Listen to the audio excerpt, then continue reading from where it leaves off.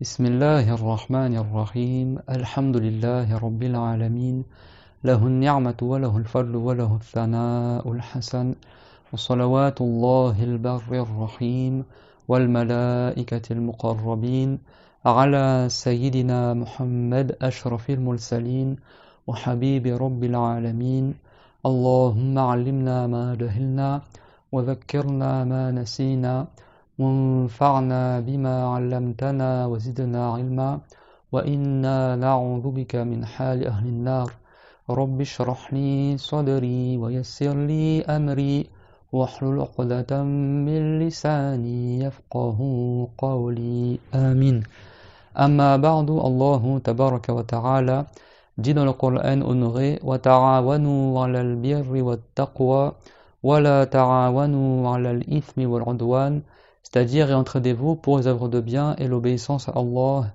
et ne vous entraidez pas pour le péché et la désobéissance à Dieu. Faites bonne attention, lillahi ta'ala, par application de la parole du prophète, sallallahu alayhi wa sallam, innamal a'malu bin niyyat wa innama likulli imri'in ma nawa. À dire, certes, les bonnes œuvres ne valent que par les intentions, et certes, chaque personne a pour elle ce pourquoi elle a fait l'intention. Le prophète Mohammed, sallallahu alayhi wa sallam, il est rapporté de lui qu'il a dit ad-dinu an-nasihatu, ad-dinu an-nasiha, c'est-à-dire la religion c'est le conseil. C'est-à-dire que le fait de se divulguer les uns aux autres le bon conseil par recherche vraiment de Allah Azza wa Jal, ça fait partie de la religion. Et l'invocation que je citais au début du cours, Rabbi shrah li sadri wa yassir li amri wa hlul 'uqdatam min lisani yafqahu qawli, c'est la dua que Moussa alayhi salam a faite avant d'aller appeler à l'islam Pharaon. Pharaon, à son époque, il considérait les musulmans de Banu Israël comme étant ses esclaves. Ils s'en servaient comme serviteurs. Leurs femmes servaient dans les maisons des Coptes et des gens de Pharaon, et les hommes étaient attelés aux durs travaux pour le service des gens qui adoraient Pharaon. Pharaon, c'est parmi les pires égarés que Dieu il a créés, et il sera au fin fond de l'enfer, au point que ça rapporté dans le Coran qui disait « Ana rabbukumul a'la » je suis votre Dieu suprême, votre Seigneur élevé. Pharaon, il prétendait être Dieu, wal'iyadhu billahi ta'ala, il ordonnait à son peuple de l'adorer, et il utilisait les musulmans comme esclaves. Et pendant des années, les musulmans, ils ont subi la nuisance de Pharaon. Et un jour, il y a un mauvais rêve que Pharaon il a vu qu'un feu allait dévorer son royaume. Et Pharaon il a vécu 400 ans et il a gouverné une grande partie de cette terre-là, surtout en Égypte. Et il n'est jamais tombé malade au point qu'il s'est cru être Dieu. Wal'iyadhu billahi tabaraka wa ta'ala. Et il s'appelle Al-Walid, fils de Mus'ab. D'accord, il y a eu plusieurs pharaons. Pharaon à la base c'est le titre qui était donné au roi d'Égypte. Le pharaon à l'époque de Youssouf alayhi salam, qui est l'arrière-grand-père du prophète Moussa, le prophète Moïse, le prophète Joseph, à son époque, le pharaon était entré en islam. Mais après, au fil des siècles, les musulmans de Banu Israël, des enfants d'Israël, sont restés en Égypte, mais après, le pharaon, il a changé. Et les pharaons qui sont venus après, parmi eux, il y en a qui n'étaient pas musulmans et qui ont opprimé les musulmans dans toute l'Égypte. Au point que quand le pharaon, qui était à l'époque de Moussa alayhi salam, il a fait un cauchemar, que son royaume allait être détruit, etc. Certains lui ont dit que ça viendra de certains enfants de Banu Israël. Et donc, qu'est-ce qu'il a fait, Pharaon? Il a fait tuer tous les garçons qui naissaient parmi les musulmans de Banu Israël. Pourquoi je parle de cette histoire-là que Allah Ta'ala m'a inspiré pour le début de ce rappel et de ce cours? Il n'y a pas longtemps, j'ai fait une vidéo concernant l'actualité en ce moment en France. C'est pas du tout le but de la chaîne de faire des vidéos sur chaque chose qui se passe dans l'actualité, mais en vue de l'intérêt général des musulmans et des non-musulmans, j'ai trouvé bon de faire le rappel, même si les gens qui ont été concernés par cette chose-là, par ces brûlures et ces cassages, etc., ces destructions de biens, parmi eux, il y en a qui n'étaient pas musulmans aussi. Mais comme ça pouvait entraîner avec eux la jeunesse parmi les musulmans qui n'ont pas beaucoup appris, surtout qu'il m'est parvenu que beaucoup, ils avaient 14 ans, 12 ans, et je connais plusieurs personnes qui habitent dans des quartiers qui ont participé à ces choses-là, ou qui ont subi ces dégâts-là, et eux-mêmes m'ont rapporté ce qu'ils ont vu, et qui est parti aussi avec ces gens-là, que ce soit des hommes ou des femmes. Et on a fait une vidéo à ce sujet-là pour donner le conseil aux musulmans, pour pas qu'ils se fassent entraîner eux aussi dans ce type de choses, et pour montrer aussi aux non-musulmans que l'islam n'a rien à voir avec ce type de délit, comme il a été explicité, et ça s'arrête là. La vidéo Bifadlillahi Ta'ala a suscité beaucoup d'émotions et beaucoup de remerciements aussi, je vous remercie chaleureusement. Et nous on fait Lillahi Ta'ala, pas pour l'argent, pas pour l'agrément des gens, et je suis heureux que, à ma grande surprise, ça ait eu autant d'impact, et ça m'a fait prendre conscience aussi que j'ai l'impression que beaucoup de musulmans ont besoin qu'on les conseille, qu'on les soutienne, et également qu'on leur explique certaines choses relativement à ce qui est rapporté dans la religion en fonction de ce que Allah et son messager nous ont enseigné. Et je me rends compte qu'en fait beaucoup de musulmans ils manquent de conseils et ils manquent qu'on les accompagne dans leur vie quotidienne, ce qui m'a donné l'idée de faire la vidéo aujourd'hui, de ce rappel-là, lillahi ta'ala, bi'idhnillahi tabaraka wa ta'ala. Et au vu de certains commentaires aussi, je me suis rendu compte que beaucoup de gens n'ont pas compris aussi l'objectif de la vidéo. Pas beaucoup, il y en a juste 2 ou 3 personnes qui m'ont fait un message. Mais il y a des gens qui ne comprennent pas l'objectif de ce qu'on a dit. Et il y en a qui m'ont accusé d'être au service du gouvernement ou d'être tenu en laisse par nos pires ennemis ou d'être parmi les bénis oui-oui de la République. Donc le sujet, il n'est pas dans ce sujet-là. Nous, ce qu'on rappelle, c'est des rappels religieux qui sont strictement dans les jugements que les savants ils ont expliqués depuis des siècles. Et Allah tabaraka wa ta'ala a fait l'éloge de la communauté musulmane, de la communauté également du prophète Mohammed sallallahu alayhi wa sallam. Et il a dit également وَكَذَلِكَ جَعَلْنَاكُمْ أُمَّةً وَسَطًا وَكَذَلِكَ جَعَلْنَاكُمْ أُمَّةً وَسَطًا لِتَكُونُوا شُهَدَاءَ عَلَى النَّاسِ وَيَكُونَ الرَّسُولُ عَلَيْكُمْ شَهِيدًا.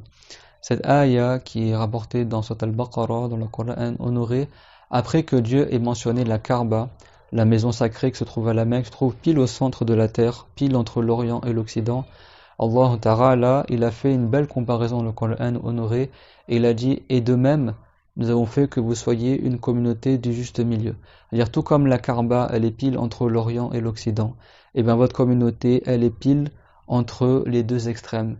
Elle est ni dans l'outrance et l'exagération, et elle est ni dans le laxisme et le laisser aller. Elle est dans le juste milieu, dans ce qu'on appelle al-insaf, ce qu'on appelle la modération, al-wasat, d'accord, al-wasatiyya. Notre religion honorée et honorable, elle est la religion du juste milieu. Ni dans l'extrémisme et l'exagération, et ni dans le laxisme et le manquement dans les affaires. Et parmi les gens qui ont critiqué, après on est en droit de critiquer s'il y a des choses également qui ne sont pas correctes, etc. Mais parmi les deux choses, les deux types de gens qui sont très très minoritaires, qui ont fait preuve d'objection par rapport à notre propos sur l'ancienne vidéo, j'ai trouvé les deux extrêmes. J'ai trouvé ceux qui étaient dans le déni total qu'il y ait des musulmans qui aient participé à ça, et que tous ceux qui ont fait ça, c'est forcément pas des musulmans, ou c'est des gens qui sont d'apparence musulmane, mais qui n'étaient pas musulmans. Alors sachez une chose, c'est qu'en France, comme vous le savez, si quelqu'un, il suffit qu'il soit un peu basané, un peu arabisant, pour les Français, la masse de beaucoup de Français, c'est des musulmans. Après, est-ce que lui, il est d'origine arabe, mais dans son cœur, il n'a pas crainte de l'islam, ou il pratique pas l'islam, ou il prie pas, il jeûne pas, il croit pas en l'islam, c'est un apostat. Les gens, extérieurement, ils vont pas faire la distinction. Ils vont dire c'est un arabe, c'est un musulman. Mais quand tu vois des femmes voilées, qui vont voler des choses dans des magasins en babouche, pour les gens, c'est des musulmanes. Alors après, est-ce qu'elle est musulmane ou pas? Allah, il n'y a que Dieu qui sait que c'est dans les cœurs. Et il y avait beaucoup de gens aussi qui n'étaient pas musulmans, qui ont participé. Le fait est, c'est comme on est concerné, et comme ces dégâts-là ont lieu dans des quartiers où il y a beaucoup de musulmans qui vivent, et beaucoup de jeunesse musulmane qui y vivent, on ne pouvait pas se taire sur le sujet, et dire nous on n'est pas concernés par ça. C'est clair que l'islam est totalement innocent de ça. L'islam, elle ne cautionne pas les choses comme ça, aux gens de l'islam. Après, ça veut dire qu'il n'y a aucun musulman qui ont participé, aucun jeune, ils se sont laissés aller à la tentation d'aller voler, ou d'aller brûler, ou de se venger de certaines choses qu'ils ont subies. Je ne pense pas. Donc là, le sujet de notre propos, là où je veux en venir, c'est que j'ai trouvé qu'il y avait les deux extrêmes. Autant il y a des gens qui renient tout à fait qu'il y ait des musulmans qui participent à ça, il ne faut pas faire l'amalgame avec les musulmans, et qui vous dit que c'était des musulmans, etc. Et il y a d'autres qui, eux, ils ont revendiqué ça, et ils ont dit, et de toute façon, pourquoi on pourrait pas faire ça avec toutes les nuisances qu'on a subies, ça fait des années qu'ils se moquent des musulmans, etc. Alors pourquoi vous critiquez le fait que on casse tout, etc. Donc ça veut dire que déjà, le deuxième groupe, il a répondu au premier. C'est-à-dire pour ceux qui disent qu'aucun musulman il a participé à ça, sachez qu'il y a des musulmans, sachez même, et c'est triste, que plusieurs frères, après que j'ai envoyé la vidéo sur le jugement religieux, de pas voler, etc., plusieurs musulmans, ils m'ont posé la question, comment on fait le repentir si on a volé? C'est-à-dire que suite à la vidéo, plusieurs personnes m'ont contacté pour me demander comment ça se passe pour le repentir, pour rendre ce qu'on a volé, pour etc.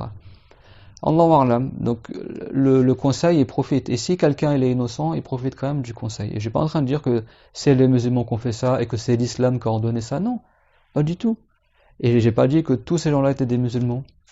Et j'ai pas dit non plus que tous ces gens-là n'étaient pas des musulmans. Donc on n'est ni dans cet extrême-là d'être dans le déni total, et ni dans l'autre extrême d'assumer ces choses-là et de dire de toute façon le gouvernement français il nous critique pour le voile, parce qu'il y a des gens ils m'ont dit oui, quand ils ont parlé sur le voile, là t'as pas fait de vidéo, quand ils ont fait ci, t'as pas parlé de vidéo, et là tu fais juste une vidéo concernant quand il y a des cassages de biens publics et qu'il y a des choses qui nuisent à la République française, donc toi tu es au service du gouvernement. Donc ça c'est, moi je vais pas faire l'économie intellectuelle de ces gens-là, on dit juste le jugement religieux, que ça plaise à certains ou ça déplaise à d'autres.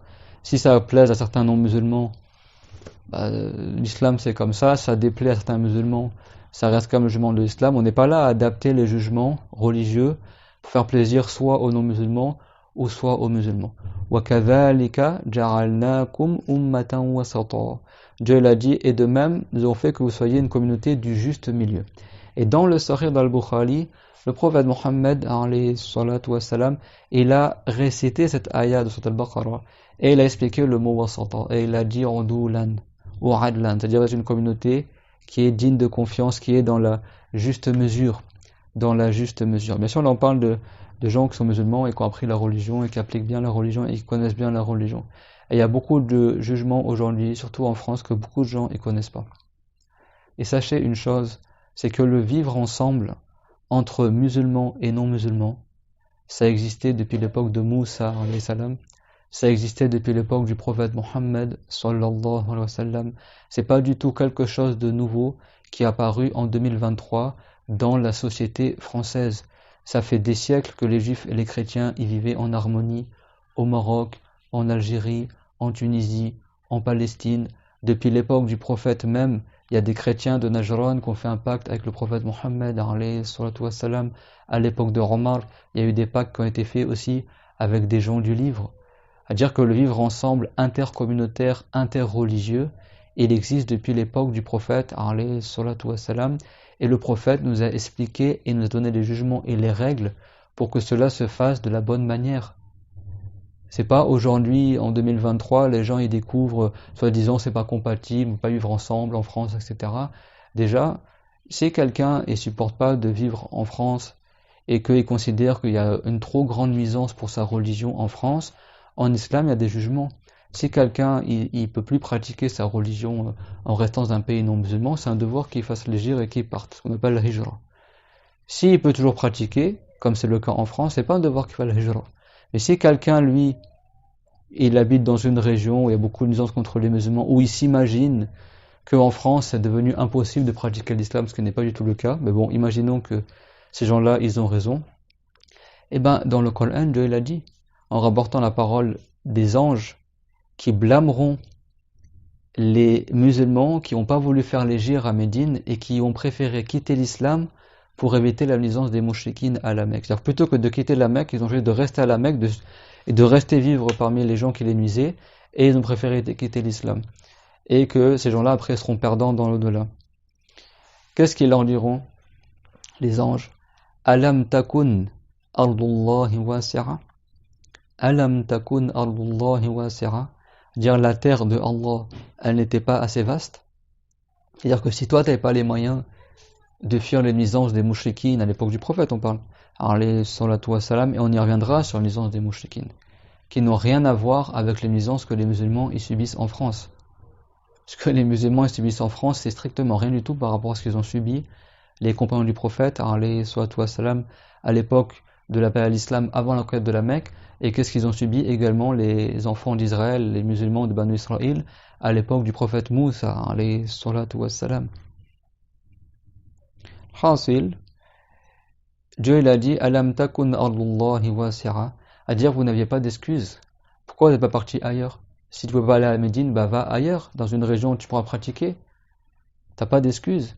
C'est-à-dire que s'il y a vraiment des gens qui se sentent opprimés en France, qui se sentent totalement démunis, que soi-disant c'est injustice sur injustice sur injustice, ce qui n'est pas le cas en réalité, même s'il y a des injustices évidentes, bien sûr on le sait, et tout le monde en parle. Mais pourquoi ils restent en France alors? Pourquoi ils vont pas vivre dans des pays musulmans où ils pourront pratiquer en sécurité selon eux? Parce que beaucoup de ces gens-là aussi, qui critiquent la France, etc., ils sont à fond dans les aides sociales. Et pas tous, hein, pas tous les gens, je parle là, c'est pas un amalgame, c'est certains parmi eux, qui vivent dans les quartiers ou autres, et vous-même vous en connaissez, qui sont là à faire mille et une manières, mille et une stratégies licites ou illicites pour empocher le maximum de l'argent de l'État, pour vivre sans travailler et prendre le plus d'aide sociale, etc. Et après, ils vont dire que la France, ça les empêche de vivre, etc. C'est-à-dire que ces gens-là, ils sont même pas capables de vivre 2 semaines au bled. Moi, je vais vous dire une chose, j'ai vécu presque 10 ans dans les pays du Cham, j'ai vécu à Beyrouth aussi. À Beyrouth, on a vécu la guerre, on a vécu les coupures de courant tous les jours, on a vécu les coupures d'eau, d'accord, d'eau potable. L'eau du robinet à Beyrouth, c'est pas de l'eau potable. Moi, j'ai vécu 2 ans sans eau au robinet. On devait payer toutes les semaines le camion citerne pour qu'il nous remplisse l'eau qui était même pas potable. On devait payer l'eau pour se laver, pour faire la vaisselle, pour faire le wudu et les ablutions pour la prière. Moi, j'ai vécu les explosions, les coups de feu, la pauvreté, les tirs, etc. On a tiré dessus, etc. Et pourtant, dans ces pays-là, il n'y a pas la délinquance qu'on trouve en France.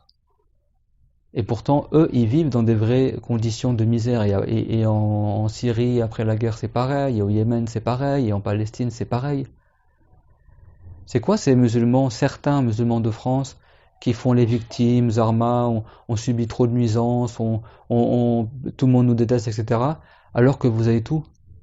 Vous avez l'eau potable, vous avez l'électricité, vous avez des bons logements décents, des grands appartements, des cités qui ont été refaites à neuf. Le gouvernement français il vous donne plein d'aides sociales. Beaucoup, il y en a parmi eux, ils travaillent même pas, ils ont plein d'argent, etc. Ils envoient de l'argent au bled.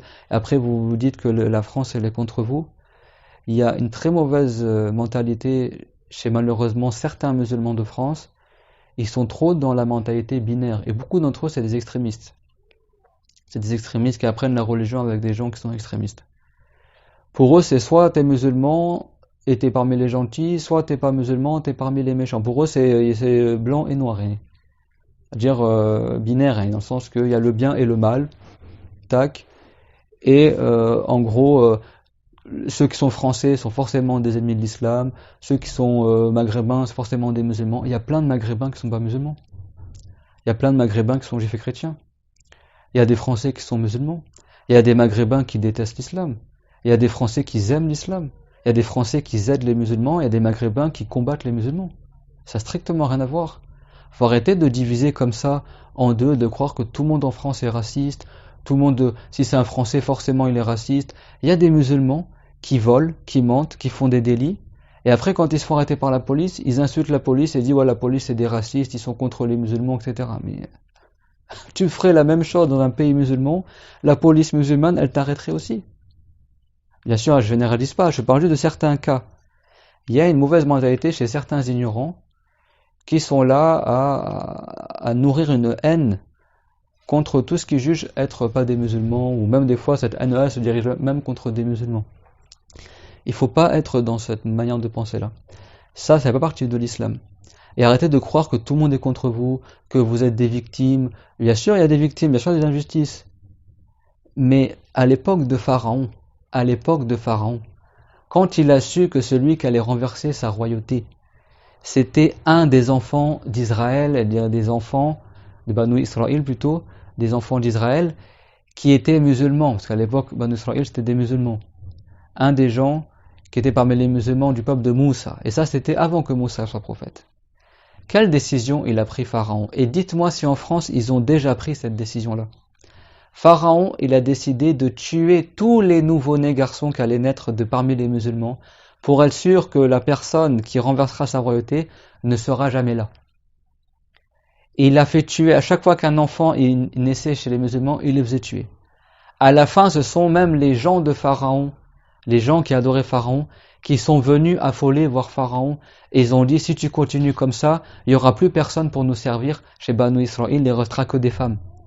Et donc là, Pharaon, il a pris la décision qu'une année, il va tuer tous les nouveau-nés musulmans qui naissent, et une année, il ne va pas les tuer. Haroun, le grand frère du prophète Moussa, il est né durant l'année où Pharaon, il ne faisait pas tuer les nourrissons. Et Moussa, il est né durant l'année où Pharaon, il tuait tous les nourrissons.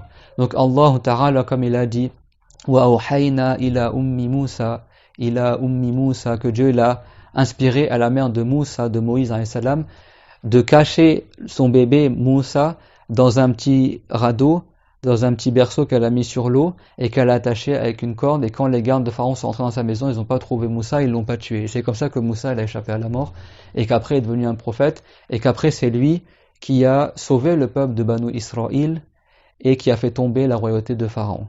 Et ce que Dieu a prédestiné a eu lieu. Et ce que Dieu a prédestiné a eu lieu. Pendant des décennies, Pharaon, qui prétendait être Dieu, il a martyrisé, il a opprimé les musulmans. Est-ce que tu as déjà entendu que Banu Israël, ils ont brûlé les magasins des Coptes, ils ont brûlé les chars de Pharaon et ils sortaient dans la rue à tout casser, oui, on n'en peut plus, Pharaon il tue nos bébés, etc. Non, ils ont patienté, lillahi ta'ala. Ils ont attendu ce que Dieu leur ordonne. Et quand Dieu il a ordonné à Moussa, au moment où Dieu l'a prédestiné, que le peuple de Banu Israël, les musulmans, soient sauvés, et ben en une seule nuit, sans que le peuple de Pharaon ne le sache, ils étaient combien? Ils étaient environ 100 000 personnes. D'accord? Ils étaient même 600 000 personnes, si je ne me trompe pas. Banu Israël, ils sont tous sortis en une seule nuit sans que les gardes de Pharaon ne les remarquent. Et ils sont partis comme ça, et ils ont traversé la mer Rouge, et ils sont arrivés après, plus tard, en Palestine.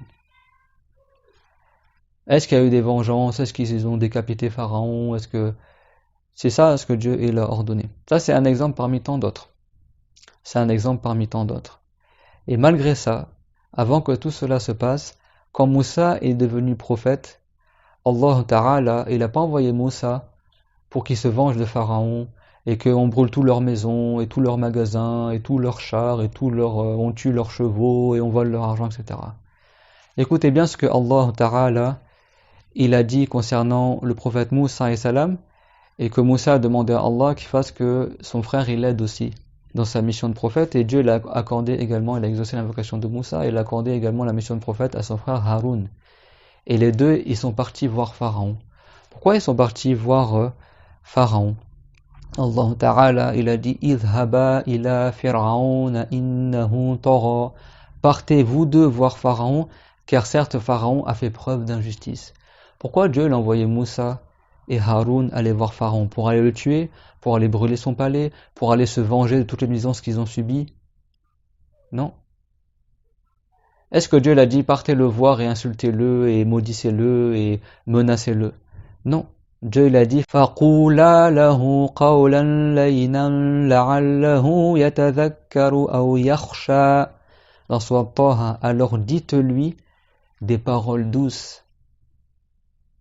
Dites-lui des paroles douces. Avec tout ce qu'il a fait Pharaon contre les musulmans, Dieu l'a ordonné à Moussa d'aller voir Pharaon qui était son pire ennemi, pour reprendre la formulation de certains qui m'ont écrit, qui était leur pire ennemi et qui était pire que n'importe quel chef d'État que tu verrais aujourd'hui, tout pays confondu. Il prétendait carrément être Dieu, a'ouz billah. فَقُولَا لَهُ قَوْلًا لَيْنًا. Alors dites-leur à vous deux une belle parole. لَعَلَّهُ يَتَذَكَّرُ أَوْ يَخْشَى. Puis cela lui inspirer le rappel ou la crainte. à dire que répondez à la nuisance de Pharaon par le bien et la bienfaisance, par des belles paroles, puisse cela mener Pharaon à se repentir et à croire en Allah Ta'ala et avoir la crainte de Allah Azza wa Jal. C'est ça ce que l'islam il nous enseigne. Muslim dans son Sahih, il rapporte la parole du prophète sallallahu alayhi wa sallam, et wallahi tout ce que je vous dis là c'est lillahi ta'ala. C'est pas pour blâmer des musulmans, c'est pas pour rabaisser des gens ou des communautés. Je dis juste ça pour se donner le conseil à la communauté, pour pas que des jeunes musulmans ignorants ou musulmanes ignorantes ou des papas ou des mamans, ils vont s'embourber dans des malfaçons et des mauvais comportements en pensant que par cela ils vont rendre service à l'islam et rendre service à leur fierté et rendre service soi-disant à l'honneur des musulmans. Non. D'accord, l'honneur des musulmans il se fait dans l'application de la science de la religion. Muslim y rapporte le hadith du prophète sallallahu alayhi wa sallam qu'il a dit Inna Allah yu'ti ala rifqi ma la yu'ti ala al-unfi. C'est-à-dire certes Dieu, il accorde par le biais de la douceur ce qu'il n'accorde pas par la violence. C'est pour ça que le prophète il a dit alayhi salatu wa salam, il a dit que la douceur n'a pas été employée dans une chose sans qu'elle ne l'embellisse. Et que al-unf, la violence, n'a pas été utilisée dans une chose illa sha'nahu, sans qu'elle l'ait enlaidie. Dieu, il accorde des choses pour ceux qui ont un bon comportement et qui ont la douceur et la sagesse dans leur comportement, qu'il ne va pas accorder à ceux qui font preuve de violence. À ceux qui font preuve de violence. Inna Allah yu'ti ala rifqi ma la yu'ti ala al-unf. Certes, Dieu, il accorde par la douceur ce qu'il n'accorde pas pour ceux qui font preuve de violence. Et ça, c'est parmi les choses essentielles que le prophète nous a enseignées. Bien sûr, dans certains cas, la sagesse, comme il dit, c'est l'épée. Dans certains cas, il faut faire preuve de fermeté. Mais il y a des cas où il faut faire preuve aussi de sagesse et de douceur. Surtout, comme dans le cas de Moussa alayhi salam, et comme dans le cas du tout début de l'appel à l'islam, où les mouchriquines y nuisaient énormément les compagnons, surtout quand les musulmans ils sont mustad'afin, c'est-à-dire quand ils sont en état de faiblesse par rapport aux gens qui sont opposés à eux. Quand tu habites en France, dans un pays qu'ils appellent la 5e puissance mondiale, qui a l'arme nucléaire, qui est parmi les pays qui sont les fers de lance dans l'aéronautique, dans l'armement, dans les avions et les transports, etc., qui est parmi les pays qui sont le plus en avance au niveau de l'architecture, au niveau de plein de sujets, et qui sont des pays qui tellement ils produisent d'armes qu'ils en vendent également à l'étranger. Vous croyez que les gens qui habitent en France, ils sont en position de force pour aller soi-disant se confronter à un gouvernement français? Et nous, on n'appelle personne à se confronter au gouvernement français. Vous habitez dans leur pays. Vous habitez dans leur pays. Tu n'habites pas dans le pays des musulmans, tu habites dans le pays qui est la France. La France qui, depuis plus de 1000 ans, elle est habituée au brassage des populations. Il y a des gens, qu'est-ce qu'ils veulent aussi se venger, soi-disant, de la colonisation française. Donc ils viennent en France, ou alors ils sont nés en France, et sous prétexte qu'ils ont des origines de pays qui ont été colonisés par la France, ils veulent se venger des siècles après, ou des décennies après, contre ce qu'ils ont fait les anciens présidents français, ou les anciens maréchals à l'époque de je sais pas quand. L'Algérie, elle a été commencé à être conquise il y a 300 ans. Hein. Ça date pas de général de Gaulle. Hein. C'était bien avant. D'accord. Le Maroc, la France, elle a aussi occupé la Syrie. Est-ce que tu vois que les Syriens ils vont faire le bazar en France pour se venger du mandat que la France elle a exercé sur la gouvernance de la Syrie? Aussi le Liban. La France, elle a occupé le Liban et elle a gouverné le Liban pendant des années. Est-ce que les Libanais aujourd'hui, quand ils vont en France, ils vont tout casser, etc. Et la France elle-même a été un pays colonisé. Elle a été colonisée par l'Allemagne, elle a été colonisée par les Romains dans le passé. Est-ce qu'aujourd'hui les Français ils vont faire la guerre aux Italiens parce que jadis, il y a fort longtemps, les Romains avaient conquis la Gaule ou la France? Est-ce que les Français ils vont aller taper les Allemands parce que dans le passé les Allemands ils ont colonisé la France? Est-ce que les gens ils vont aller taper les Anglais parce qu'avant la Bretagne c'était une partie du royaume de l'Angleterre? Non, d'accord. Ça, l'islam, le prophète, il a dit concernant le rasabiyya, concernant le tribalisme, concernant les guerres de clans, il a dit muntina, c'est quelque chose qui est nauséabond. C'est-à-dire que les mauvais comportements, comme ça qui font fuir les gens de l'islam, ça ne fait pas partie de la religion. Le musulman qui apprend la religion, il sait qu'il y a le bon comportement qui est trois choses, husnul khuluq, qui est de faire le bien envers les gens, badhul ma'ruf ila nas, qui est sabr al-adha, patienter envers la nuisance des gens, et répondre en bien à celui qui t'a fait du mal. Répondre en bien à celui qui t'a fait du mal. Et c'est les mêmes règles chez les chrétiens aussi. Chez les chrétiens, c'est connu aussi ça, le bon comportement. Et Jésus, c'était un prophète musulman, comme on le sait. Mais les chrétiens, ils ont gardé des valeurs aussi que les prophètes antérieurs, ils avaient enseignées. Et les juifs aussi. C'est-à-dire que c'est ça qui montre la véracité de l'islam aussi. Le bon comportement que les prophètes, ils ont enseigné, que Moussa, il a enseigné, que le prophète Mohammed, il a enseigné. À l'époque de l'appel à l'islam, au tout début, il y a eu des massacres et des tortures horribles envers les musulmans. Et ça, il n'y a personne parmi vous aujourd'hui, quelle que soit la cité dans laquelle elle habite en France, qui a subi ces nuisances-là. Les premiers martyrs en islam à l'époque du prophète Mohammed, sallallahu alayhi wa sallam, c'était Soumayya et Yasir. Soumayya, c'est la mère de Ammar ibn Yasir. Ammar ibn Yasir, c'est parmi les plus grands compagnons du prophète. Le prophète, alayhi salam, il a dit Mouli à Ammar, imanan ila mushashihi, que Ammar, il est rempli de foi jusqu'à l'extrémité de ses os. Ammar ibn Yasir, il était parmi les meilleurs compagnons du prophète, alayhi salatu wassalam, que le prophète l'a dit, le paradis se languit de lui. Ammar, son père et sa mère ont été tués devant lui. Son père et sa mère ont été torturés et tués devant le prophète Mohammed alayhi salatu wassalam. Le prophète alayhi salam, quand il est passé à côté d'eux alors qu'ils étaient en train de se faire torturer, qui? Soumayya, la mère de Ammar, son père Yasir, le père de Ammar, et aussi Ammar qui était encore un jeune homme, était torturé à ce moment-là. Qu'est-ce qu'il a dit le prophète alayhi salam? Il n'a pas dit, on va brûler, ne vous inquiétez pas, on va brûler la maison des mouchtikines, on va aller tuer leurs chameaux, on va aller faire du n'importe quoi pour se venger.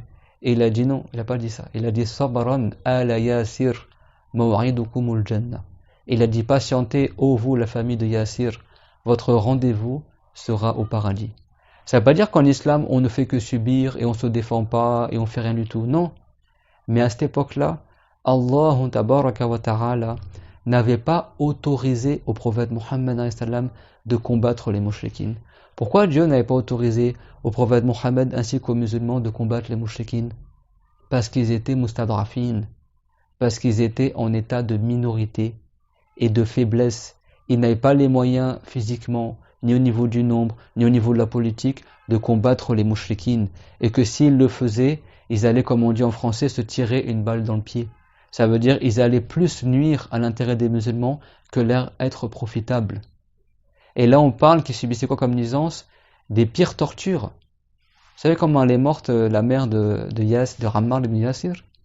Moi, dans les cours, je dis quoi? Je dis, ils lui ont planté une lance dans le ventre.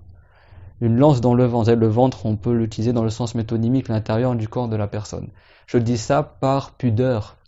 Je dis ça par pudeur quand je parle de comment elle est décédée, Notre-Dame Soumayya, qui est la première martyre en islam à l'époque du prophète, Ruyallahu anha. Vous savez comment elle est morte, Soumayya? Ils lui ont planté une lance dans son vagin, dans son sexe. Ils lui ont planté une lance, les mouchriquines, dans son vagin. Est-ce que tu connais une sœur, ne serait-ce qu'une seule sœur musulmane en France, où tu vois que des non-musulmans lui ont fait ça, qui lui ont planté une lance dans son vagin, et qu'elle est morte comme cela? Moi, j'en connais pas. Et pourtant, le prophète, qu'est-ce qu'il a dit? Sabran ala Yasir, maw'idukumul jannah. Il a dit, patientez, ô vous, la famille de Yasir. Votre rendez-vous, il sera au paradis. Il sera au paradis. Les gens en France, ils n'ont pas subi le quart, du 10e, du 5e de la nuisance qu'ils ont subi les premiers compagnons du prophète, alayhi salatu wassalam. Au point qu'une fois, le prophète était assis à l'ombre de la Kaaba, et il y a des musulmans qui sont plaints au prophète comme quoi ils subissent trop de nuisances, et quand est-ce que Dieu leur accordera la victoire, et quand est-ce que l'islam prendra son ampleur, etc. Bien sûr, ils font ça pas pour se rebeller contre Allah Azza wa Jal, mais tellement ils souffraient, ils demandaient au prophète quand est-ce qu'on aura la victoire, quand est-ce qu'on sera préservé de ces nuisances-là. Et qu'est-ce qu'il a dit le prophète, alayhi salatu wassalam? Il a dit, les musulmans qui vous ont précédés, les gens de leur communauté, qu'est-ce qu'ils faisaient, les mouchriquines à leur époque? Ils creusaient une fosse dans le sol, ils mettaient le musulman dedans vivant, ils prenaient une scie, et avec la scie, il sciait en deux vivant le musulman. Ou alors il faisait des fosses, je rappelle Urdoud, comme ça est marqué dans le Coran, et il jetait vivant les musulmans dans le feu. Et le prophète, qu'est-ce qu'il veut dire aux compagnons? Il a dit les musulmans qui vous ont précédés, ils ont subi encore plus de nuisances que vous. Et là on parle des compagnons du prophète qui par rapport à nous ont subi beaucoup plus de nuisances. Là on parle de gens qui ont subi encore plus de nuisances que les compagnons du prophète. Il a dit l'un d'entre vous dans le passé, dans le comité antérieur, on le sciait vivant en deux et malgré ça il ne quittait pas l'islam. Et malgré ça il ne quittait pas l'islam. Et qu'est-ce qu'il a dit le prophète lakinnakum tastarjilun. Lakinnakum tastarjilun. C'est-à-dire mais cependant vous êtes trop pressés. Vous vous précipitez, vous êtes dans la précipitation, au lieu d'agir avec sagesse et d'attendre que Dieu vous accorde la victoire. Bien sûr, la victoire, il y a dans le sens que voilà, on arrête de subir ces nuisances-là, etc. On n'est pas forcément dans une optique de guerre, d'accord? On n'est pas là pour appeler les gens à une guerre civile, bien sûr, mais pour vous enseigner à l'époque des batailles et des conquêtes, comment ça se passait. Le prophète l'a dit, vous êtes trop pressés, vous n'agissez pas avec sagesse. D'accord, il faut avoir plus confiance en Allah Azza wa Jal. Subhanallah. Le prophète Mohammed alayhi salatu wassalam, pour vous parler du vivre ensemble, arrêtez de croire que tous ceux qui ne sont pas musulmans sont forcément les ennemis des musulmans, sont forcément des racistes, sont forcément... Je dis pas que tous les musulmans croient ça, il y a beaucoup de musulmans en France, maghrébins et pas maghrébins, qui ont un bon comportement, et tout ce qu'ils demandent c'est de vivre en paix, dans des pays non musulmans et travailler, étudier, il y a beaucoup de gens comme ça. Et c'est une minorité qui fait la pagaille. Parmi les musulmans et parmi les non musulmans. Parmi les musulmans et parmi les non musulmans. Le prophète Mohammed à son époque, Abu Talib, à son époque, son propre oncle, il n'est jamais rentré en islam, Abu Talib. Et pourtant, c'est parmi les non musulmans qui ont le plus défendu le prophète, alayhi salatu wassalam. Et il aimait le prophète Mohammed plus que ses propres enfants, Abu Talib. Au point qu'il a même fait un vers de poésie pour le prophète Mohammed une fois. Wa abyadun yustasqa biwajhihi al-ghamam, ça veut dire et un homme blanc, beau, par le visage duquel on demanderait que la pluie descende. Il aimait énormément le prophète Mohammed. Vous savez que quand les mouchriquines ils ont vu que le prophète Mohammed était comme ça, il se maintenait sur la paix de l'islam, il était fidèle à son engagement envers Allah Azza wa Jal et envers l'appel à l'islam, que les mouchriquines, ils ont fait un embargo de 3 ans. De 3 ans contre qui? Contre le prophète Mohammed, contre ceux qui ont cru au prophète Mohammed, et contre tout le clan du prophète Mohammed. Le prophète Mohammed, son arrière-grand-père c'est Hashim. Son clan c'est Banu Hashim, les Hashimites. Dans son clan, il y avait des gens qui étaient rentrés en islam, et il y avait beaucoup de gens qui n'étaient pas rentrés en islam. Les mouchriquines, ils ont fait l'embargo envers tout le clan du prophète.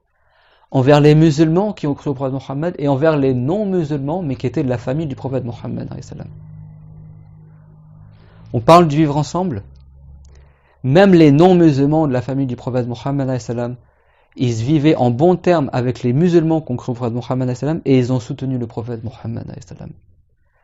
Le frère de Hashim, c'est qui? C'est Al-Muttalib. C'est Al-Muttalib. D'accord? Al-Muttalib.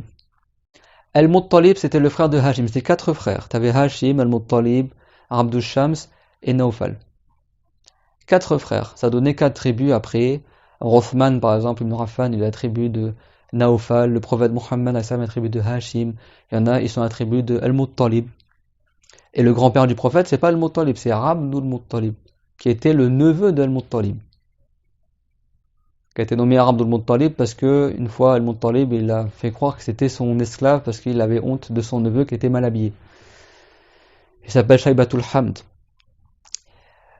La tribu de Al-Muttalib qui n'était pas concernée par l'embargo parce que l'embargo était uniquement pour la tribu de Hashim, eux, comme c'était la tribu frère de la tribu du prophète, ils ont dit, eh ben nous, on reste avec le prophète Mohammed. On reste avec Mohammed. Ils ont soutenu le prophète Mohammed alors qu'il n'était pas musulman. Donc au final, cet embargo-là qui a duré 3 années, et qui a causé la mort de musulmans aussi, qui ont été emprisonnés comme ça dans un vrai ghetto, pas aujourd'hui. Moi ça me fait rire, hein. Moi j'ai vécu au Liban, moi je parle avant la crise, on avait tous les jours 3 heures de coupure de courant, tous les jours. Et on n'avait pas d'eau au robinet, et des fois on avait des sécheresses, et des fois on avait des tempêtes de sable, et on n'avait pas d'eau potable. Et des fois on avait des coupures de courant de 6 heures. Et je n'ai jamais vu la délinquance à Beyrouth comme elle se trouve à Paris. Il n'y a pas de délinquance là-bas comme tu vois ici en France. Et pourtant, tu vois les jeunes jusqu'à 3 heures du matin, ils fument la chicha dans la rue, ils sont dehors. Tu vois pas qu'ils font de la délinquance. Jamais ils vont attaquer quelqu'un dans la rue. Et si une femme se fait attaquer dans la rue, à Beyrouth, tous les jeunes du quartier vont courir après l'agresseur. Tu ne vois pas cette délinquance-là dans beaucoup de pays musulmans. Donc arrêtez de croire que vous vivez dans un ghetto, que la pauvreté elle vous pousse à de la drogue, etc. Beaucoup de jeunes ils se font manipuler malheureusement par le rap et par des gens qui veulent que les musulmans y restent en bas. Et qui veulent que la jeunesse musulmane reste ignorante et qu'elle ne serve pas l'intérêt religieux de l'islam et qu'on vive ensemble dans l'harmonie et la paix, etc. Ne soyez pas manipulés. Ne soyez pas guidés par un désir de vengeance, soit disant mais regarde tout ce qu'ils ont fait sur nous. Combien de sœurs elles m'ont écrit ça? Combien de sœurs elles m'ont écrit mais regarde tout ce qu'ils disent sur le voile, regarde comment ils ridiculisent les musulmans. N'est-ce pas qu'on a le droit de se venger de... Mais où est-ce que... Mais apprenez la religion. Te venger alors que vous êtes Moustadrafine. Tu vas faire quoi? Vous voulez donner le prétexte à la France pour qu'ils sortent les derniers tanks et toutes les armes à feu et qu'ils durcissent les lois pour dire eh ben, en réponse aux émeutes que certains ils ont fait, maintenant on va encore plus blâmer les gens, vous voulez encore plus nuire à l'islam? Ou alors nous les musulmans on va se regrouper dans la sagesse et le bon comportement et montrer à tout le monde que nous sommes des gens qui avons la sagesse, la vérité, que on est pour le vivre ensemble. Depuis l'époque du prophète sallam, les musulmans ils vivent avec les non-musulmans. Alors que dans les royaumes chrétiens et les royaumes perses, tout ça, il n'y avait pas le vivre ensemble. C'était soit tu étais chrétien, soit tu étais un esclave chez les chrétiens. Soit tu étais masdéen chez les Perses, soit tu étais un esclave chez les Perses. Dans le passé, il y a 1000 ans, il n'y avait que chez les musulmans où tu voyais des chrétiens et des juifs qui vivaient en harmonie avec les musulmans et qui pouvaient travailler normalement et faire leur vie, etc. et qui étaient protégés. À l'époque des califes, c'était un devoir que le calife y protège et que l'armée musulmane protège aussi les juifs et les chrétiens qui habitaient dans le pays musulman. Renseignez-vous et apprenez la religion. La Palestine, pendant des siècles, les juifs et les chrétiens, ils ont vécu en harmonie avec les musulmans, et pareil en Algérie, et pareil au Maroc, et dans plein de pays musulmans. Et les gouverneurs musulmans, non seulement ils défendaient les musulmans, mais ils défendaient aussi Ahlul Zimma, les gens, des juifs et des chrétiens qui vivaient en harmonie et qui payaient le tribut chaque année au calife pour vivre parmi les musulmans, et le tribut, c'est même pas 100 € par an. C'est même pas 100 € par an, c'était juste quelques dinars à donner une fois par an. Une fois par an. On paye plus d'impôts que ce que eux ils payaient aujourd'hui, que ce que les juifs et les chrétiens ils payaient au calife. Enfin, c'est pas une taxe, mais comme tribut au calife à l'époque de Ahlul Zimma. Et ils étaient heureux comme ça, les gens. Et c'est comme ça qu'en des années et des siècles, il y avait aussi un espace pour que les chrétiens et les juifs ils enterrent leurs morts, etc. Il y avait des carrés spéciaux pour les chrétiens, pour les juifs et les cimetières musulmans aussi. C'est pas aujourd'hui qu'on va apprendre à vivre ensemble. Vivre ensemble, intercommunautaire, interreligieux, il existe depuis l'époque du prophète. Le prophète lui-même, il a fait des accords de Azimma avec des gens du livre. Subhanallah, c'est quoi cette ignorance?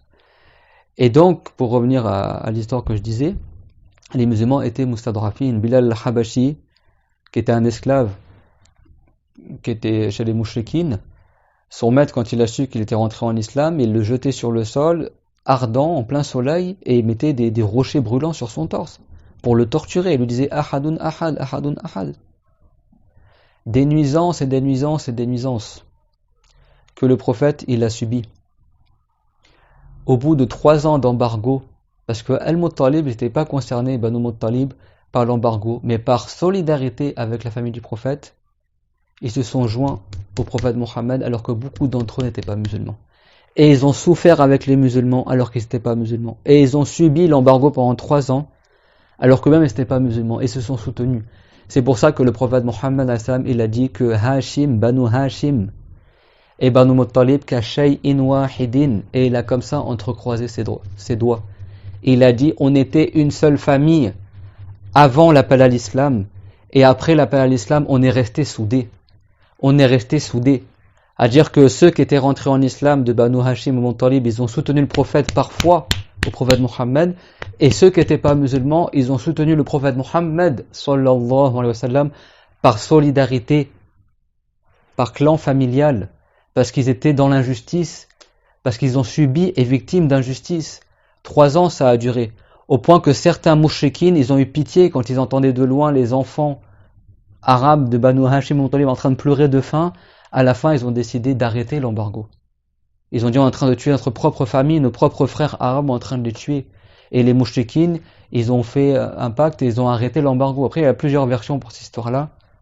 Mais le fait est, c'est qu'au final, dans une version, c'est le grand-père du prophète, Abu Talib, qui est venu parler aux mouchriquines de Quraysh, et à la fin, ils ont arrêté l'embargo. Ils ont arrêté l'embargo parce que Dieu l'avait révélé au prophète Mohammed sallam que le pacte d'embargo qu'ils avaient fait sur la feuille, il y avait du shirk dessus, que Dieu a envoyé une termite qui a grignoté toute la feuille et toutes les paroles de shirk qu'il y avait sur cette feuille-là qui étaient mises dans la Kaaba, et elle a grignoté tout ce qui est marqué sur la feuille sauf le nom de Allah et le nom du prophète. Et Abu Talib, il allait voir les mouchriquines, il a dit, mon neveu, il m'a informé que la feuille de votre pacte, elle a été grignotée et qu'il ne reste que le nom de Allah et le nom du Messie de Allah. Et donc si c'est ainsi, alors jamais, parce que leur embargo c'était, tant que vous nous livrez pas à Mohammed pour qu'on le tue, plus personne y fera du commerce avec vous, plus personne se mariera avec vos filles, plus personne y vous aidera et vous donnera de la nourriture et des armes, etc. Donc il y avait des grandes nuisances sur les musulmans et les non-musulmans qui étaient solidaires du prophète. Banu Hashim et Banu Muttalib, c'était pas que des musulmans qui ont subi l'embargo. Et peut-être même que la majorité d'entre eux c'était pas des musulmans. Mais ils ont soutenu les musulmans.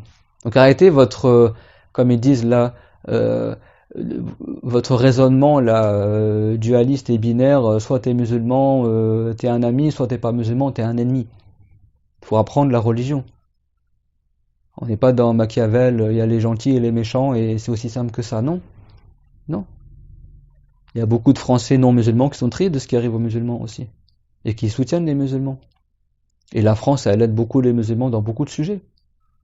Subhanallah. N'est-ce pas que l'État français donne des aides à beaucoup de musulmans? Et là, on parle de pharaons qui tuaient les bébés musulmans. On est où là? On parle des mouchriquines qui ont mis une lance dans le sexe d'une musulmane et qui tuaient les musulmans. Et qui les massacraient en plein jour. Ça, c'est les premiers compagnons du prophète, alayhi salatu wassalam. 3 ans ça a duré.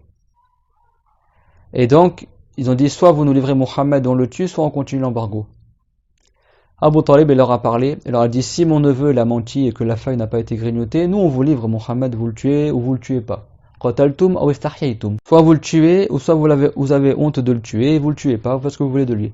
Et s'il a dit vrai, alors jamais, wallahi, jusqu'à notre mort, on ne vous livrera Mohammed. Et ils ont ramené la feuille, ils ont ouvert l'étui dans lequel elle était, ils ont trouvé qu'elle était toute grignotée, sauf le nom de Allah et le nom de Mohammed. Et le pacte d'embargo a été brisé. Et il a été arrêté. Après ce pacte-là, qu'est-ce qui s'est passé? Abu Talib, bien sûr, il était très malade, les compagnons du prophète, Abu Talib suite à cet embargo-là. Et Abu Talib, 8 mois après, il est décédé. 8 mois après l'embargo, yani de 2/3 d'année, Abu Talib, il est décédé. Et c'était celui qui défendait le plus parmi les mouchriquines le prophète Mohammed et qui a évité beaucoup de nuisances au prophète parce que c'était un homme de Quraysh, Abu Talib. Et 3 jours après le décès de Abu Talib, la femme du prophète Khadija, Al-Kubra, al-Mu'minin, elle est décédée elle aussi, suite aux maladies et aux nuisances qu'ils ont subies dans l'embargo. Le prophète était extrêmement triste. Est-ce qu'il y en a parmi vous, ils ont subi des nuisances telles que cela en France? Et donc le prophète avait perdu la femme qui a le plus aidé à son époque. C'était la première à avoir cru en lui, la première qui l'a défendu, la première qui l'a défendu, la première qui a cru en lui, la première qui l'a aidé, notre dame Khadija, radiyallahu anha, qui avait la patience. Sachez une chose, mes frères et sœurs musulmans, Dieu l'a dit, وَلَنَبْلُوَنَّكُمْ حَتَّى نَعْلَمَ الْمُجَاهِدِينَ مِنْكُمْ وَالصَّابِرِينَ. Nous allons certes vous éprouver afin de montrer aux gens qui c'est parmi vous qui fait preuve de patience, d'endurance. Pas il perd ses moyens et il veut se venger comme ça, en allant droit dans le mur à l'aveuglette, sans réfléchir aux conséquences qu'il y aura derrière, alors que les musulmans, ils sont en état de faiblesse. Alors que les musulmans, ils sont en état de faiblesse. Et en plus, dans un pays qui est même pas musulman, mais qu'est-ce que tu espères derrière tout ça? Et le prophète était extrêmement triste. Et il s'est enfermé chez lui pendant plusieurs jours. Et après, il a décidé d'aller à la montagne de Taïf, qui est à côté de la Mecque, pour aller chercher du secours et de l'aide de la part des nobles de la tribu de Thaqif. La tribu de Thaqif. Il est resté 10 jours et il n'a pas laissé un seul chef ou noble sans qu'il leur ait parlé pour leur demander de l'aide et du secours et également les appeler à l'islam, ou et même s'ils ne se convertissent pas, de le soutenir. Il n'y en a aucun parmi eux qui a voulu aider le prophète Mohammed alayhi salatu wassalam. Aucun parmi eux. Pendant 10 jours, le prophète Mohammed alayhi salam est resté à la montagne de Taïf, aller un à un voir les notables et les chefs de cette tribu-là. Personne n'a voulu l'aider. Pire que cela, ces gens-là, qu'est-ce qu'ils ont fait? Ils ont ordonné aux jeunes de leur clan, aux idiots et aux faibles d'esprit, d'aller se poster sur le bord du chemin comme ça, en plusieurs rangées, et ils sont mis à lancer des pierres sur le prophète, à jeter des pierres sur les pieds du prophète Mohammed, sallallahu alayhi wa sallam. Et le prophète était tout seul avec le compagnon Zayd ibn Thabit. Tout seul, uniquement avec le compagnon Zayd ibn Thabit. Ils sont mis à lancer des pierres comme ça, deux rangées comme ça, à lancer des pierres sur le prophète Mohammed, sallallahu alayhi wa sallam, au point qu'ils ont fait saigner les pieds du prophète Mohammed, alayhi salam, au point que Zayd ibn Thabit, il s'est jeté avec son corps, il a protégé le prophète Mohammed, alayhi salam, au point qu'il a été blessé à la tête, il a reçu des coups dans la tête et sa tête, elle a saigné. Zayd ibn Thabit, par son propre corps, il a voulu protéger le prophète, alayhi salatu wassalam. Et après avoir subi tous ces coups et celui de pierre, le prophète, tellement il était triste, s'est retrouvé comme ça, affaibli, mais toujours confiant en Allah Azza wa Jal. Il s'est mis à l'ombre d'un arbre et il s'est mis à invoquer Allah Azza wa Jal. Il a dit, Ya Rabbal Mustadrafin, oh Allah, toi qui es le Seigneur des gens qui sont affaiblis. Parce qu'à cette époque-là, les musulmans, ils étaient faibles. Il a invoqué Allah pour que Dieu l'aide dans cette épreuve-là imminente, au point qu'il y a 2 mouchriks de Taïf qui ont eu pitié pour lui au final et qui ont envoyé leur esclave Addas, leur serviteur, pour qu'il amène une grappe de raisin au prophète Mohammed sallallahu alayhi wa sallam. Qu'est-ce qui s'est passé après? Allah Ta'ala, il a exaucé l'invocation du prophète alayhi salam, il a envoyé l'ange Jibril alayhi salam, qui est le meilleur ange, rendre visite et aider le prophète Mohammed. Et il avait avec lui qui? L'ange Jibril, l'ange des montagnes. On parle de 2 anges, les anges sont les plus fortes des créatures. Et Jibril alayhi salam, il a dit, je suis venu avec l'ange des montagnes. Et Dieu, il te fait savoir que que l'ange des montagnes, il t'obéit à tout ce que tu vas lui ordonner. Et il a dit, wa in shitta atbaqtu alayhim al-akhshabayn. Et si tu le désires et si tu le demandes, l'ange des montagnes, où nous, on va écrabouiller les mouchriquines de Taïf entre les 2 montagnes qui l'entourent. On écrabouille les mouchriquines qui t'ennuient de Taïf entre les 2 montagnes qui l'entourent, Al-Akhshabayn. Un parmi vous, il a subi les nuisances que le prophète a subi. Le prophète Mohammed, il n'y a pas un seul prophète au monde qui a subi autant de nuisances que le prophète Mohammed. Le prophète Mohammed, il avait 7 enfants, 4 filles et 3 garçons. Tous ces garçons sont morts avant d'être pubères. Son garçon Ibrahim, il est mort avant d'avoir 2 ans. À 18 mois, il est mort dans les bras du prophète. Il n'y a aucun de ces garçons qui est devenu pubère. Ils sont tous morts avant la puberté et beaucoup, ils sont morts à l'âge d'allaiter. Il a eu 4 filles. Ruqayya, Kulthum, Zainab, Fatima. Elles sont toutes décédées durant son vivant, sauf Fatima qui est décédée 6 mois après le décès du prophète. Le prophète Mohammed, il a vu tous ses enfants mourir durant son vivant. Est-ce que, à cause de ça, il a brûlé n'importe quoi et mis en danger l'intérêt des musulmans? Non. Et quand les gens de Taïf, pendant 10 jours, que le prophète les a appelés pour les aider, et quand ils l'ont nuit, est-ce qu'il s'est vengé? Le prophète, il ne s'est pas vengé. Alors que Dieu l'a envoyé 2 anges, qui sont les plus fortes des créatures, pour écrabouiller ce peuple-là qui est venu au prophète, et le prophète, il a dit là, bal alju an yukhrijallahu min aslabihim man ya'buduhu. Il a dit non, parce que j'espère que Dieu il fasse sortir des entrailles de ces mouchriquines des enfants qui plus tard adoreront Allah. Il a dit non, je n'ai pas envie que vous tuez ces mouchriquines-là, que vous les écrasiez entre les deux montagnes, car j'espère que dans leur descendance, il y aura des musulmans qui adoreront Allah. On est où, nous, les musulmans, moi le premier, par rapport au comportement du prophète, alayhi salatu wassalam. On est où, nous, par rapport aux compagnons du prophète, alayhi salam, qui étaient 100 000 compagnons, une armée de 100 000 compagnons qui est venue avec le prophète Mohammed, alayhi salam, lorsqu'ils ont conquis la Mecque, et que le prophète, il a pris de la main des mouchriquines Mecca, et qu'il a pris le pouvoir à la Mecque, et que l'islam est devenu apparent, et qu'il a eu son assise sur tous les autres peuples en Arabie, et qu'il a pris le pouvoir dans toute l'Arabie, et que le prophète, il a dit la yabqa dinani fil jaziratil arabiyya, il ne restera pas deux religions dans la péninsule arabique.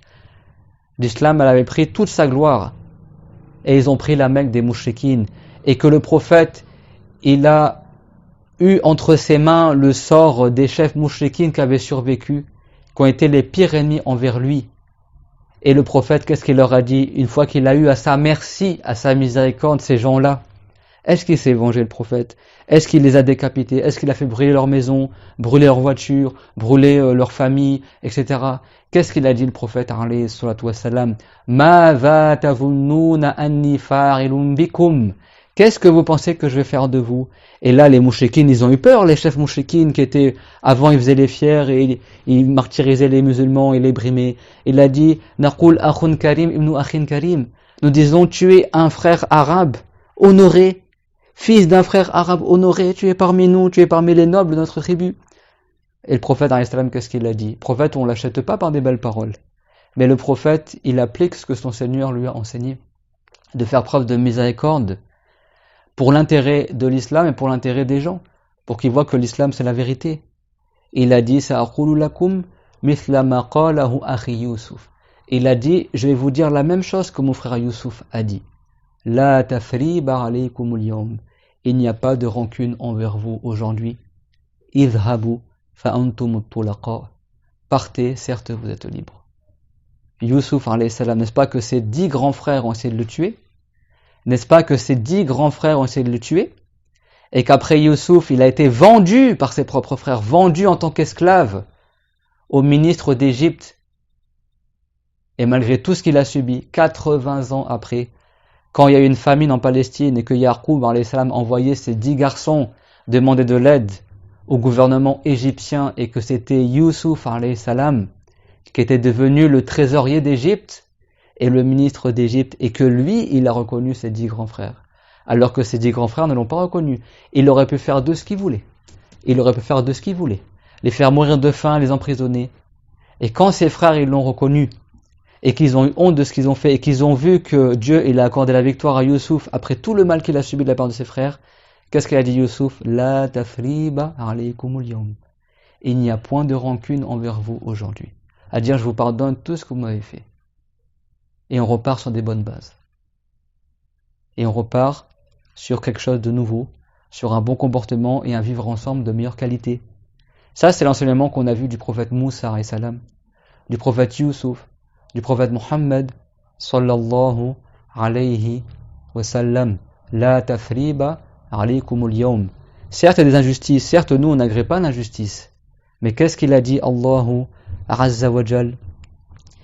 Il a dit فَبِمَا رَحْمَةٍ مِّنَ اللَّهِ لِنْتَ لَهُمْ وَلَوْ كُنْتَ فَظًّا غَلِيظَ الْقَلْبِ لَانفَضُّوا مِنْ حَوْلِكَ. C'est-à-dire par une grâce et une miséricorde que Dieu t'a accordée, Dieu il a fait que tu sois doux envers les gens. Et le prophète c'était le plus beau des gens, le plus intelligent, le plus éloquent, le plus noble des Arabes, le meilleur des gens. Et malgré ça, Dieu lui a dit quoi? Si tu avais été rustre, avec un cœur dur, les gens auraient fui de toi. Les gens auraient quoi? Auraient fui de toi. Alors que c'est le plus beau des gens, le meilleur de Quraysh. Et malgré ça, les gens auraient fui de lui s'il avait eu un mauvais comportement. Que Allah tabaraka wa ta'ala nous fasse miséricorde. Il y a 20 chrétiens du Yémen qui, lorsqu'ils ont entendu parler du prophète Mohammed alayhi salam avec le roi Najashi, ils ont voyagé du Yémen jusqu'à là où le prophète alayhi salam il était. Wafad min Najran, de la région de Najran. Ils sont venus voir le prophète, alayhi salam, ils se sont assis avec lui, ils lui ont posé des questions, le prophète a répondu, les a appelés à l'islam et ils sont entrés en islam. 20 chrétiens. sont entrés en islam à l'époque du prophète. Quand Abu Jahl, il a vu l'assemblée qui était formée par ces gens-là et qui se sont convertis, il s'est mis à insulter ces 20 chrétiens de Najran, à les insulter, que Dieu les rende malheureux, que pourquoi ils ont délaissé leur religion pour suivre Mohammed. Il s'est mis à les insulter, à les insulter, à les insulter. Et qu'est-ce qu'ils ont fait, ces 20 chrétiens qui se sont convertis à l'islam, les 20 chrétiens de Najran, ils n'ont pas fait attention aux insultes de Abu Jahl. Et ils ont dit, paix à toi. Ils ont dit, salamun alaykum. Il a dit, nous, on ne veut pas avoir affaire avec des ignorants. Ça, c'est des chrétiens qui venaient de se convertir à l'islam. Devant eux, ils sont mis à insulter, ils ont dit, nous, on n'a rien à voir avec les ignorants, on ne veut pas parler avec toi. Il y a même une ayah que Dieu l'a révélée dans le Coran pour aborder la parole de ces gens-là. Salamun alaykum la nabtaril jahilin. Salamun alaykum la nabtaril jahilin. Que la paix soit sur toi, nous, on ne recherche pas les ignorants. On ne répond pas aux gens qui sont ignorants. N'est-ce pas que le meilleur de Quraysh en son temps, Zayn al-Abidin, Ali, fils de Al-Hussein, fils de Ali ibn Abi Talib, l'arrière-petit-fils du prophète Mohammed, une fois devant tout le monde, il y a quelqu'un qui l'a insulté. Et il l'a insulté, et Zayn al-Abidin ne faisait pas attention à lui. Au point que tellement il s'est lassé de l'avoir insulté, cette personne-là, qu'il a dit « Iyaka arni » mais c'est toi que je suis en train de viser par mon insulte. Et qu'est-ce qu'il a dit, Zayn al-Abidin? « Waranka urdi » Waranka urdi, ça veut dire « Et c'est de toi que je me détourne. C'est très bien que tu m'insultes. Mais moi, je fais exprès de ne pas faire attention à toi. » Et après, il a offert un cadeau pour cette personne-là. Et la personne, elle a fait le repentir. C'est ça le comportement des prophètes et le comportement des gens vertueux qu'on a appris en islam. Certes, il y a des injustices en France et ailleurs, contre les musulmans et contre les non-musulmans. N'est-ce pas que le prophète Mohammed, et ça c'est un conseil que je vous donne pour tous ceux qui ont fait des délits, le prophète Mohammed, il a dit que l'injuste, s'il a fait une injustice envers quelqu'un, il a dit « Darwatul mafloumi mustajab » la dora de celui, l'invocation de celui qui a subi une injustice, Dieu, il l'exauce. Et même si la victime de l'injustice n'était pas musulmane. Dieu, il exauce son invocation. Que tous ces gens-là, qu'ils soient musulmans ou pas, c'est pas la question. Les gens-là qui ont fait des délits là, du n'importe quoi ces derniers jours, qui craignent l'invocation des victimes contre eux. Parce que Dieu, il exaucera à chaque victime l'invocation qu'il fera contre celui qui a été injuste envers lui. Que la victime soit musulmane ou non musulmane. C'est pour ça que les musulmans, mes frères et sœurs, je vous aime tous, le musulman qui a appris la religion, il évite d'être injuste. Même envers les non-musulmans. Parce que lui, il sait que la dora du mazloum, de celui qui a subi l'injustice, elle est exaucée. Dieu l'a dit subhana dans le hadith Qudsi, wa izzati la ansurannaki walau bardahin. Par ma gloire, certes, je t'exaucerai, et même si c'est plus tard.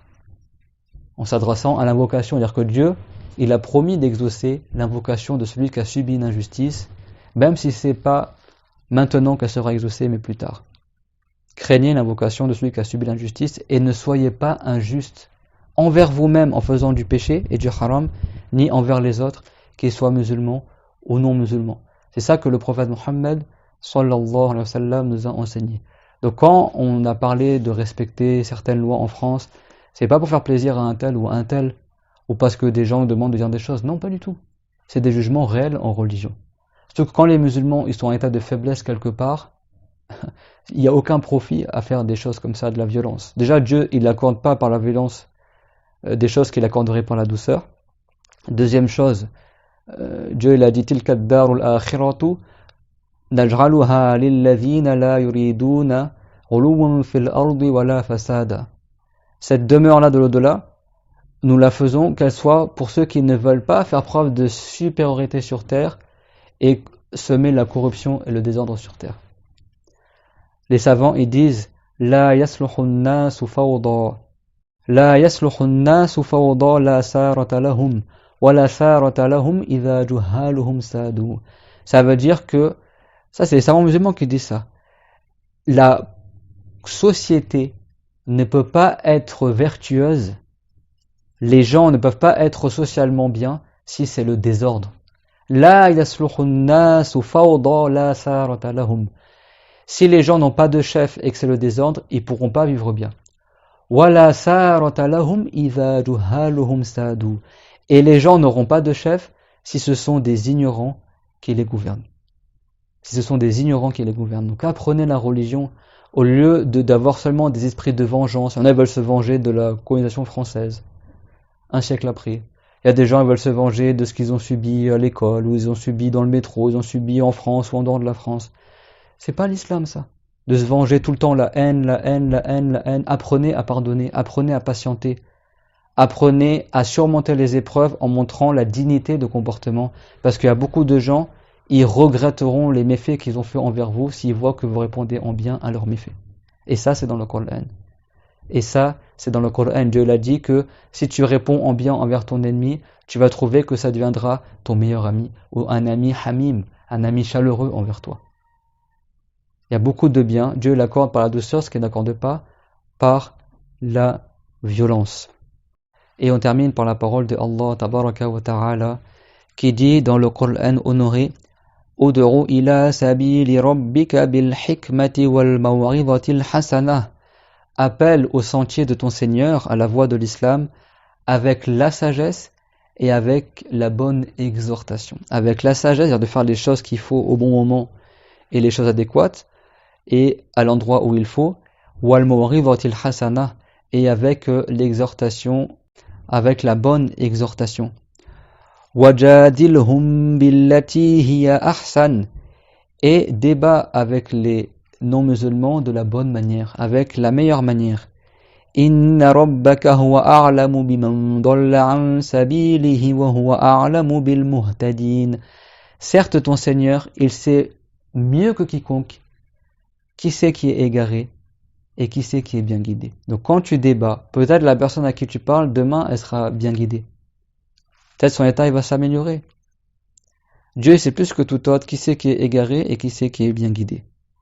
وَإِنْ عَاقَبْتُمْ فَعَاقِبُوا بِمِثْلِ مَا عُوقِبْتُمْ بِهِ وَلَئِنْ صَبَرْتُمْ لَهُوَ خَيْرٌ لِلصَّابِرِينَ. Et après Dieu, il a dit que quand il faut, on fait des réprimandes, mais il a dit que si vous faites preuve de patience, alors certes ça c'est un bien pour les gens qui patientent. وَاسْبِرْ وَمَا صَبْرُكَ إِلَّا بِاللَّهِ. Et fais preuve de patience, car certes ta patience ne sera que par l'aide de Allah. وَلَا تَحْزَنْ عَلَيْهِمْ وَلَا تَكُ فِي ضَيْقٍ مِّمَّا يَمْكُرُونَ وَلَا تَكُ فِي ضِيقٍ مِّمَّا يَمْكُرُونَ. Ça veut dire, et ne sois pas dans une tristesse de ce que eux ils font comme nuisance. Inna Allah ma'al ladhina taqaw wal ladhina hum muhsinun. Et certes, Dieu, il soutient, Dieu, il est avec ceux qui font preuve de piété, il soutient ceux qui font preuve de piété et ceux qui font preuve de bienfaisance. Et ceux qui font preuve de bienfaisance. Certes, il y a des injustices, et certes, on n'est pas là, comme ça, bêtement, on subit les injustices et on fait rien. Mais répondez au mal par le bien, par le bon comportement. Allah Ta'ala, et ça c'est une réalité, il éprouve les musulmans. Et le prophète Mohammed a dit dans le hadith sahih, وَمَنْ يُرِدِ اللَّهُ بِهِ خَيْرًا يُصِبْ مِنْهُ. Pour qui Dieu veut le bien, il fasse qu'il soit éprouvé. Et Allah Tabaraka wa Ta'ala a dit dans Surat Al-Baqarah, وَلَنَبْلُوَنَّكُمْ بِشَيْءٍ مِّنَ الْخَوْفِ وَالْجُوعِ وَنَقْصٍ مِّنَ الْأَمْوَالِ وَالْأَنفُسِ وَالثَّمَرَاتِ. Dire certes, nous allons vous éprouver par de la crainte, par de la peur, par de la mort, des décès d'êtres proches, et par de la famine et des pertes de biens. وَنَقْصٍ مِّنَ الْأَمْوَالِ وَالْأَنفُسِ وَالثَّمَرَاتِ. Par des pertes de biens, d'argent et de récolte. وَبَشِّرِ الصَّابِرِينَ. Et annonce la bonne nouvelle à ceux qui font preuve de patience. الَّذِينَ إِذَا أَصَابَتْهُم مُّصِيبَةٌ قَالُوا إِنَّا لِلَّهِ وَإِنَّا إِلَيْهِ رَاجِعُونَ.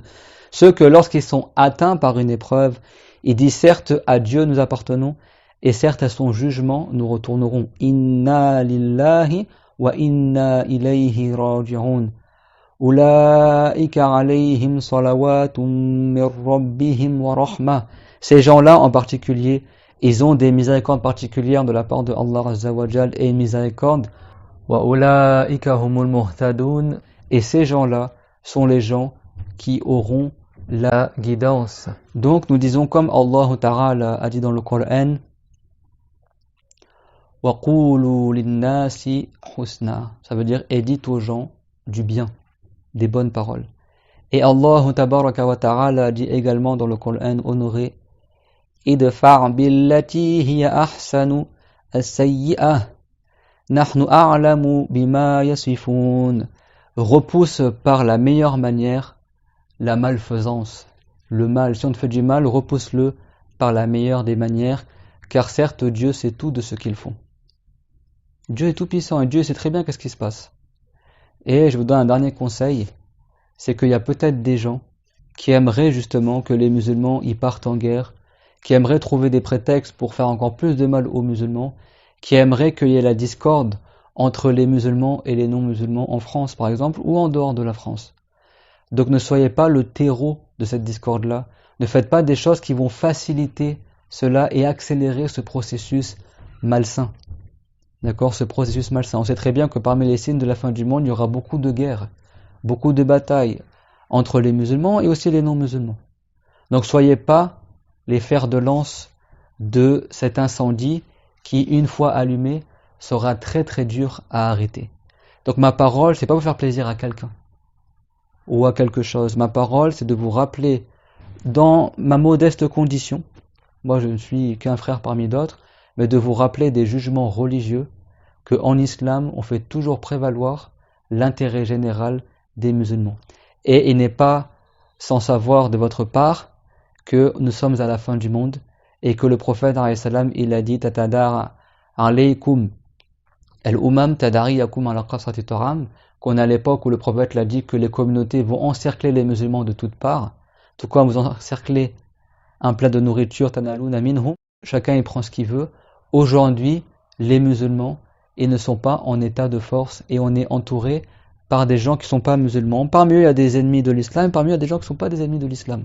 Il faut faire la part des choses aussi et il faut bien comprendre qu'aujourd'hui, l'intérêt des musulmans, c'est d'être dans le vivre ensemble harmonieux avec les musulmans et avec les non-musulmans pour notre intérêt à nous et pour l'intérêt également des autres communautés.